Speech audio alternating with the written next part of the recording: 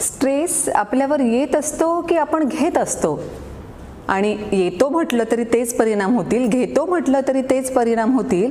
मग येतो की घेतो या शब्दांवर चर्चा करण्याची गरज आहे का? आणि त्याही पुढे जाऊन शब्द म्हणजे अक्षरांचा समुच्चय हे आपण मराठी व्याकरण शिकताना शाळेमध्ये शिकलो आहोत. पण शब्द म्हणजे त्याहीपेक्षा काहीतरी वेगळं आहे बरं प्रत्यक्षामध्ये. आणि विशेषतः जेव्हा आपण स्ट्रेस मॅनेजमेंटच्या संदर्भात त्याचा विचार करतो तेव्हा तर ते अगदीच वेगळं असतं.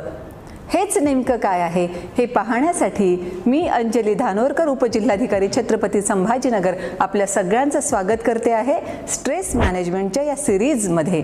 आपण आज पाहतो आहोत 6वा एपिसोड. अगोदरचे एपिसोड पाहिलेले नसतील तर डिस्क्रिप्शनमध्ये त्याच्याही लिंक्स दिलेल्या आहेत. हा एपिसोड झाल्यानंतर त्याही लिंक्स आपण अवश्य पाहून घ्याव्यात. स्ट्रेस येतो म्हटलं तरी शारीरिक मानसिक परिणाम घडवणारच आहे. स्ट्रेस घेतो म्हटलं तरी सुद्धा शारीरिक मानसिक परिणाम घडवून आणणारच आहे.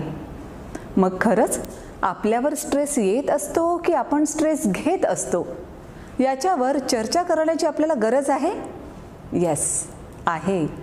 कारण जसं मी म्हणाले, शब्द म्हणजे अक्षरांचा समुच्चय ही व्याख्या व्याकरण शिकताना तेव्हा लहानपणी ठीक होती. प्रत्यक्षामध्ये मात्र शब्द म्हणजे त्याहीपेक्षा फार वेगळं आहे. तुम्ही कधी ऑब्झर्व केलंय? आपल्या प्रत्येक शब्दाच्या मागे विशिष्ट भावना असतात बरं. आणि प्रत्येक शब्दाच्या मागे जी ताकद असते ना, ही ताकद पॉझिटिव्ह असो की निगेटिव्ह, पण शब्दांच्या मागे असणारी ही ताकद आपल्या याच भावनांनी त्यांना दिलेली असते. म्हणजे कसं, जस्ट एक आपण उदाहरण पाहूया.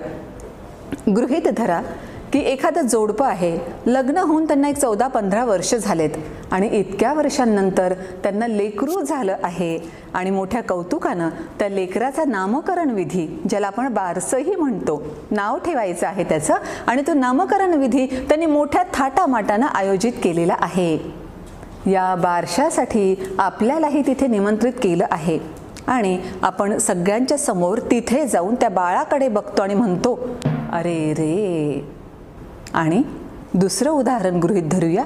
एका मोठ्या प्रेतयात्रेमध्ये आपण गेलो आहोत आणि सगळ्यांच्या समोर त्या प्रेताकडे बघून आपण म्हणतोय, अरे वा. बघा, दोन्ही ठिकाणाहून अशा परिस्थितीत आपण मार खाऊन येणार की नाही? कशामुळे?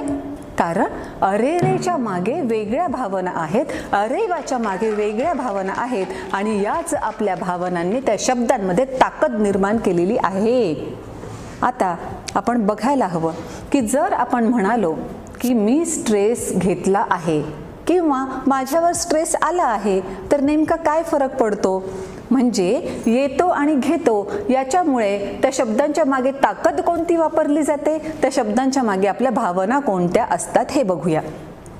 जस्ट काही सेकंदांसाठी तुम्ही विचार करा स्वतःशी. हवं तर माझ्यासारखी सवय तुम्ही अडॉप्ट करू शकता. जेव्हा मी काही विचार करत असते तेव्हा डोळे बंद करून, म्हणजे कुठेही डिस्ट्रॅक्शन न होता माझं थिंकिंग चालू असतं, तसंही तुम्ही करू शकता. सो जस्ट विचार करा, स्वतःच्याच मनाशी म्हणा, माझ्यावर स्ट्रेस येतो. जेव्हा आपण असं म्हणतो ना, माझ्यावर स्ट्रेस येतो, तेव्हा डेफिनेटली आपल्याला कुठेतरी असं वाटत असतं की हा स्ट्रेस येतच राहणार आहे आणि या स्ट्रेसचा मी सामना करूच शकत नाही, कारण या स्ट्रेस समोर मी हतबल आहे. हा स्ट्रेस असा येतच राहणार आहे आणि माझे नशिबाचे भोग मला भोगतच राहावे लागतील. जेव्हा येतो या शब्दापाठीमागे अशा भावना आपल्या असतील तेव्हा इनडायरेक्टली आपण आपल्या मेंदूला संदेश देऊन टाकतो की बाबा रे, ये तेरे बस की बात नहीं है. या गोष्टींवर तू फालतू विचार करू नकोस, तुझ्याच्यानं काहीही होणार नाही. मग आपला मेंदू जर आपल्याला काही उपाय सुचवून देत जरी असला तरी सुद्धा मेंदूला आपण रिस्ट्रिक्ट करून टाकतो, त्याला गप्प बसवून टाकतो. मग त्या स्ट्रेसमधून बाहेर येण्यासाठी आपलाच मेंदू आपली का मदत करेल बरं?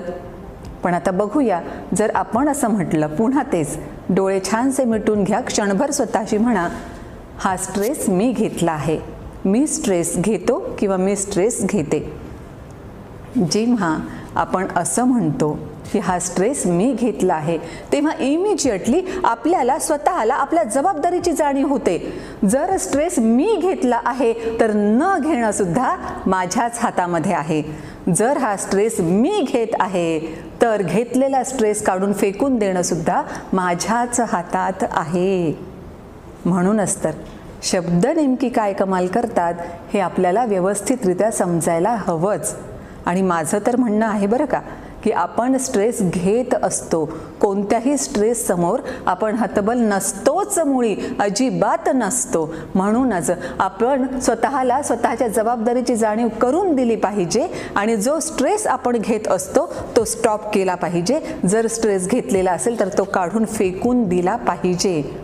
आता तुम्हाला वाटत असेल की मी असं का म्हणते की आपण स्ट्रेस घेत असतो म्हणून.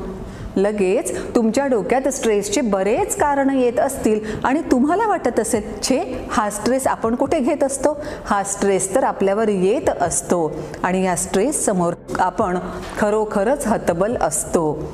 जर तुम्हाला असं वाटत असेल ना, तर मी का म्हणाले आहे की आपण स्ट्रेस घेत असतो, आपल्यावर स्ट्रेस येत नसतो. कोणत्याही स्ट्रेस फॅक्टर समोर आपण अजिबात हतबल नसतो. ते जाणून घेण्यासाठी तुम्हाला याच्या नंतरचा 7वा एपिसोड अवश्य पाहावा लागेल. तोपर्यंत थँक्यू.